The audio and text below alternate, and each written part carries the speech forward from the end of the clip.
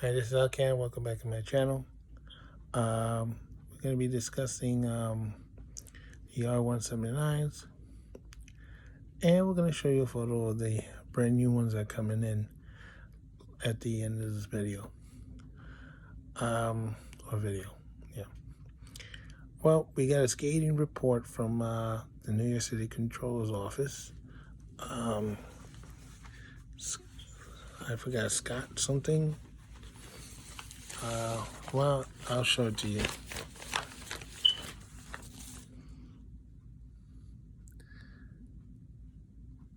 $600 million liar mess or rail mess. Either way is a liar mess. Well, you recall in 2012, New York City Transit had a contract with Canadian car builder Bombardier. Can't pronounce these names. Bombardier, whatever. I'd have to call him Bombardier. Well, for 300 cars, 2012.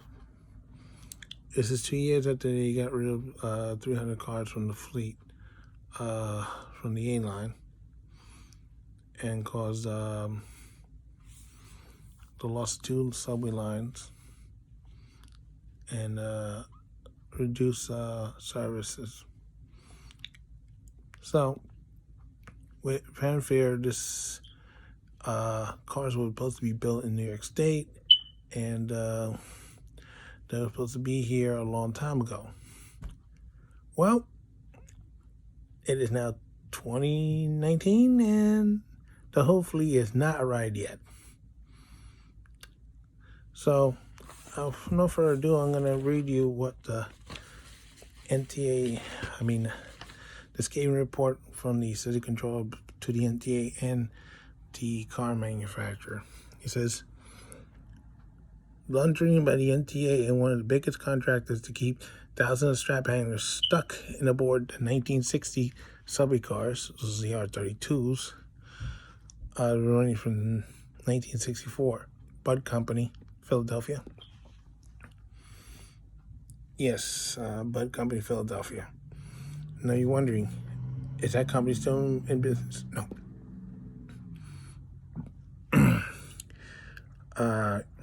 According to a study by the City Controller's Office Monday, the manufacturer from Montreal, Bombardier, botched a $600 million order for the 300 shiny new cars. All the cars are supposed to be delivered by January 2017. It is now December 2019. We still don't have all the cars. They're still being delivered. Some were spotted on the George Washington Bridge. Like I said, we'll have a little video of that later at the end. And they're still waiting for the last ones, and they were having a lot of problems. Everything from welding to mechanics. I operated one of them. I hated it. I didn't like it at all. Probably ended my career. Gave me tennis elbow. But I can't claim that, because I didn't know that that's what was happening at the time. I don't like the controllers. Well, the controller saying from the city of New York that they weren't managing the contract. The cars would come when the cars would come. This is a lackluster management process on the part of the contractor and the MTA. The two things that brought them and the MTA together is incompetence. Or someone once would say professional incompetence, because that's how they are. See, they had no problems going after transit employees, but they seem to have a problem going after contractors when they own equipment. You remember a year later, 2013, they were ready to take transit employees and the union to court over a so-called slowdown that didn't exist, despite the fact the media was writing all these trains. looking for this so-called slowdown drain. They didn't find any. It's only when they got egg in their face with two 12.9s back-to-back on 125th Street and shut down the Lexington Avenue line before rush hour that they decided to call out the tail law threat. So, anyway, we're going to continue with this silliness. The new car is supposed to be running on the A and C as well as the J and Z line to replace the remaining R32s, R42 fleet. They've been running around since the 60s and 70s.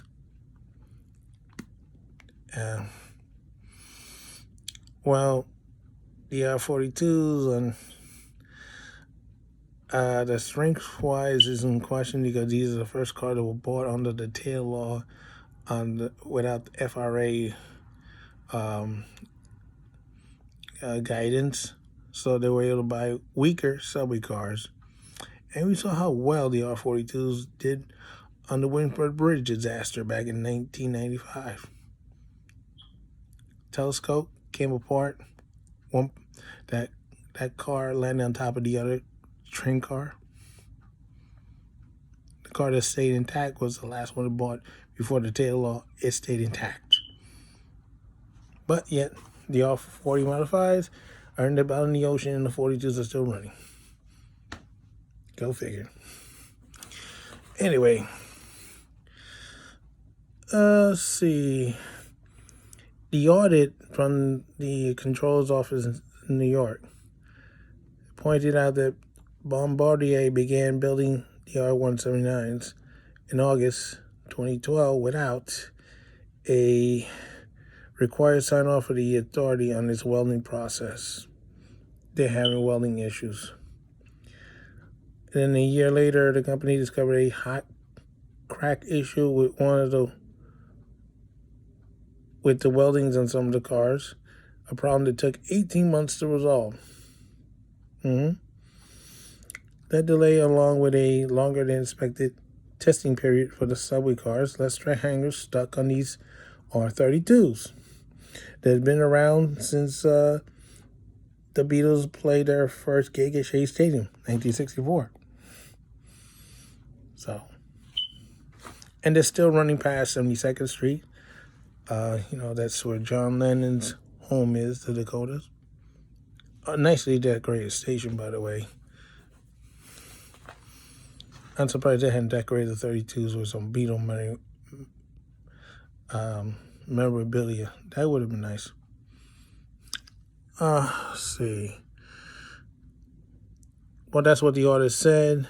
Of course, the New York City Transit President Andrew Bradford took some issue with it, the report. But the thing is, he can only defend his actions when he was there, when he took over. He cannot defend what happened before. But he said he managed to get on their case. He did read these people the Riot Act, and we're surprised to learn that not only is Bombardier complying with Andy Bradford's request and getting these cars done as quickly as done, or best as they can, they got an additional 18 subway cars out of this deal. That's about $36 million to compensate for the authority having to spend money on maintaining the R32 fleets. We understand that the president's trying to defend his group, but the thing is, he can't defend the people from 2012 until he arrives. That's a long stretch. And in fact, New York City Transit and New York City Transit Authority under the MTA, when they were taken over in the late 60s, well, they have a history of buying bad equipment. So this is not the first time this has happened. This is an additional black eye for the authority. Well, you may recall the R44s, built in 1871, that were a fiasco. First 300 cars, 75-footers. They were retired completely after Sandy destroyed them in the subway yards. The cars were taken out of service in 2010 because of Waldo, the MTA chairman back then. You know, he didn't get his way on with the contract, so he screwed every transit worker and all the riders, all the transit agencies making these draconian cuts in services because he didn't get his way. In other words, he's like a kid who didn't get his way on the ball field, and he's taking his ball home with him. Whoa, widow. Anyway, so that team was led by this joker, Waldo, are the ones who are responsible for the screw up of the 179s. And in 1875, they switched car manufacturers from, let's see, what was it? St. Louis Car Company, which they went out of business when they lost the bid, to Pullman of Chicago. That was the last American built subway car in the United States. They bought 745 cars from them, and due to the time of this deal, they were able to upgrade to 754 cars without additional,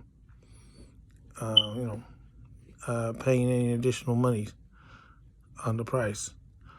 They were having problems with the trucks, and a couple things here and there, but they didn't last so long either. But that's the fleet that's still running to this day. Pullmans. They were built much better than St. Louis. The crash worthiness is superb. We had lost a few cars to accidents, but we had not lost a passenger due to a crash on one of these vehicles, which is more, I could say, for the 44s. We had one incident at 135th Street. The train derails, hits the wall, and the cab is the only thing that's left from this car, of this train. The rest of the car disintegrated. And then in the 80s, on the Dave L. Gunn, they bought the 68s. There was also a fiasco too. And I don't know which of these geniuses decided, oh, we're going to put plastic gears where they change the signs. My gosh. If you don't have a drill to change these signs, you could be all night changing the signs slowly, slowly, slowly. Oh, horrible. Well, the Japanese version of it, the 68As that came later, which are much better subway car, when you change signs, it goes zzz, without a drill. Zzz, see how fast it's going? That's how fast the signs could be changed. 68A. 68.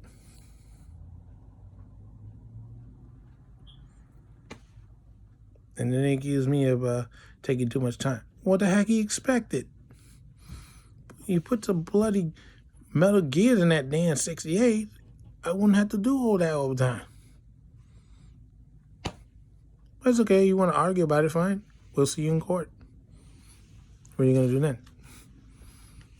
Anyway.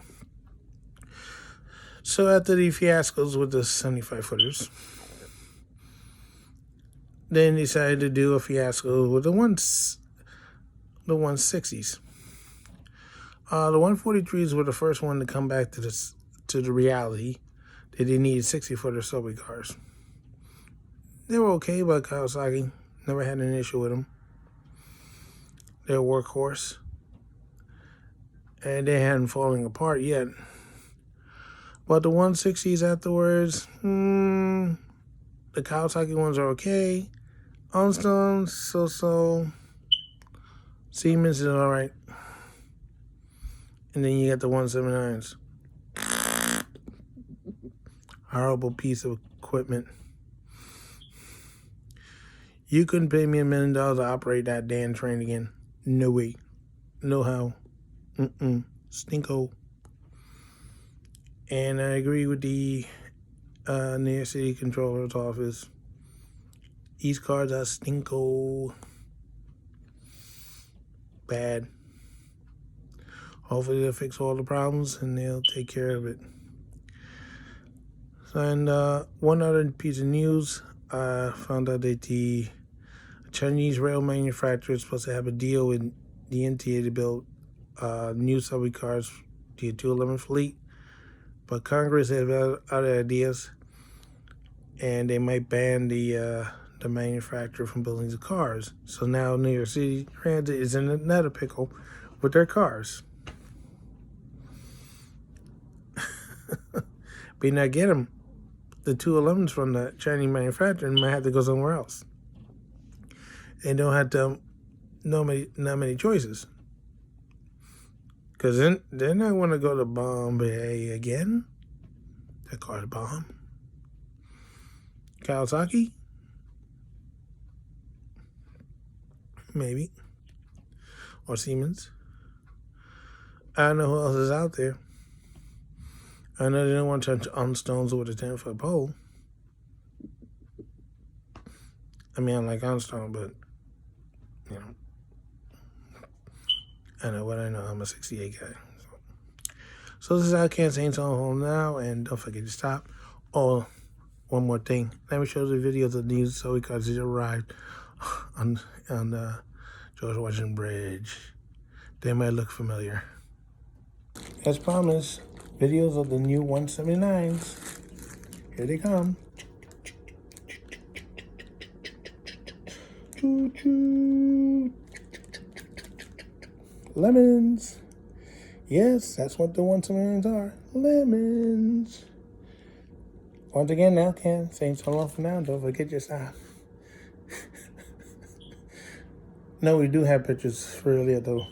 179 George Washington Bridge, but I think this was a lot more funnier since they are like lemons.